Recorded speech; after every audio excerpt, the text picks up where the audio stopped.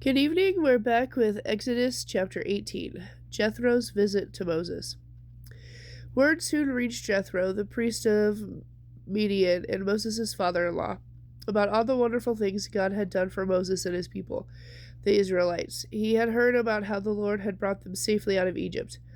Sometime before this, Moses had sent his wife Zipporah and his two sons to live with Jethro, his father-in-law.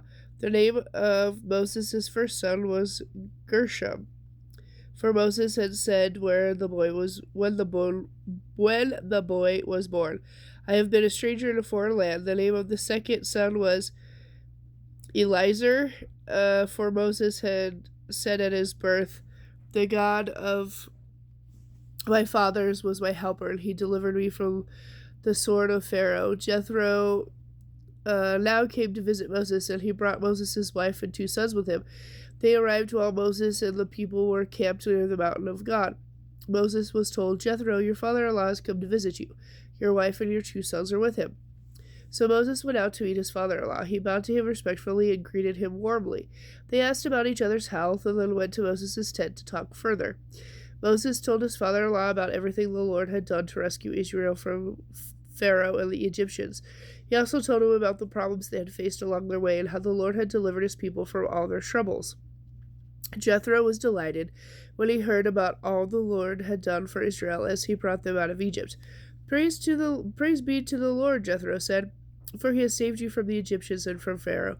He has rescued Israel from the power of Egypt. I know now the Lord is greater than all other gods, because his people have escaped from the proud and cruel Egyptians." Then Jethro presented a burnt offering and gave sacrifices to God. As Jethro was doing this, Aaron and the leaders of Israel came out to meet him. They all joined him in the sacrificial meal in God's presence. Jethro's wise advice. The next day, Moses sat as usual to hear the people's complaints against each other. They were lined up in front of him from morning till evening. When Moses' father-in-law saw all that Moses was doing for the people, he said, "Why are you trying to do all this alone? The people have been standing here all day to get your help." Moses replied, "Well, the people come to me to seek God's guidance. When an argument arises, I am the one who settles the case. I inform the people of God's decisions and teach them his laws and instructions." "This is not good," his father-in-law exclaimed. "You're going to wear yourself out with the people, too. This job is too heavy a burden for you to handle all by yourself. Now, let me give you a word of advice, and may God be with you. You should continue to be the people's representative before God, bringing him their questions to be decided. You should tell them God's decision, teach them God's laws and instructions, and show them how to conduct their lives.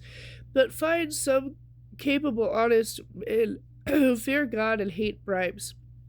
Appoint them as judges over groups of 1,150 and 10. These men can serve the people, resolving all the ordinary cases. Anything that is too important or too complicated can be brought to you, but they can take care of the smaller matters themselves. This will help you carry the load, making the task easier for you. If you follow this advice, and if God directs you to do so, then you will be able to endure the pressures, and all these people will go home in peace." Moses listened to his father-in-law's advice and followed his suggestions. He chose capable men from all over Israel and made them judges over the people. They were put in charge of the groups of 1,150 and 10. These men were constantly available to administer justice. They brought the hard cases to Moses, but they judged the smaller matters themselves. Soon after this, Moses said goodbye to his father-in-law, who returned to his own land. Exodus chapter 19. The Lord reveals himself at Sinai. The Israelites arrived to the wilderness of Sinai exactly 2 months after they left Egypt. After breaking camp at Rephidim, they came to the base of Mount Sinai and set up camp there. Then Moses climbed the mountain to appear before God. The Lord called out to him from the mountain and said, "Give these instructions to the descendants of Jacob, the people of Israel. You have seen what I did to the Egyptians. You know how I brought you to myself and carried you on eagle's wings. Now if you will obey me and keep my covenant, you will be my very own special treasure from among all the nations of the earth, for all the earth belongs to me. And you will be to me a kingdom of priests, my holy nation. Give this message to the Israelites." Moses returned from the mountain and called together the leaders of the people and told them what the Lord had said. They all responded together, "We will certainly do everything the Lord asks of us." So Moses brought the people's answer back to the Lord. Then the Lord said to Moses, "I am going to come to you in a thick cloud so the people themselves can hear me as I speak to you. Then they will always have confidence in you." Moses told the Lord what the people had said. Then the Lord told Moses, "Go down and prepare the people for my visit. Purify them today and tomorrow and have them wash their clothing. Be sure they are ready on the third day, for I will come down upon Mount Sinai as all the people watch. Set boundary lines that the people may not pass. Warn them, be careful, do not go up the mountain or even touch its boundaries.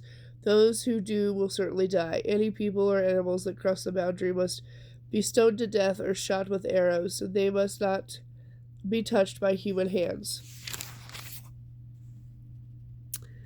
The people must stay away from the mountain until they hear one long blast of the ram's horn. Then they must gather at the foot of the mountain. So Moses went down to the people. He purified them for worship and had them wash their clothing. He told them, "Get ready for an important event 2 days from now, and until then abstain from having sexual intercourse." On the morning of the third day there was a powerful thunder and lightning storm, and a dense cloud came down upon the mountain. There was a long, loud blast from a ram's horn, and all the people trembled. Moses led them out of the camp to meet with God, and they stood at the foot of the mountain. All Mount Sinai was covered with smoke because the Lord had descended on it in the form of fire. The smoke billowed into the sky like smoke from a furnace, and the whole mountain shook with a violent earthquake. As the horn blast grew louder and louder, Moses spoke, and God thundered his reply for all to hear. The Lord came down on the top of Mount Sinai and called Moses to the top of the mountain, so Moses climbed the mountain. Then the Lord told Moses, "Go back down and warn the people not to cross the boundaries. They must not come up here to see the Lord, for those who do will die. Even the priests who regularly come near the Lord must purify themselves, or I will destroy them." "But Lord, the people cannot come up the mountain," Moses protested. "You already told them not to. You told me to set boundaries around the mountains and declare off limits." But the Lord said, "Go down anyway and bring Aaron back with you. In the meantime, do not let the priests or the people cross the boundaries to come up here. If they do, I will punish them." So Moses went down to the people and told them what the Lord had said. Okay, and with that, I will stop because I don't think I can get through chapter 20 in the short amount of time I have left. So I will be back later with Exodus chapter 20.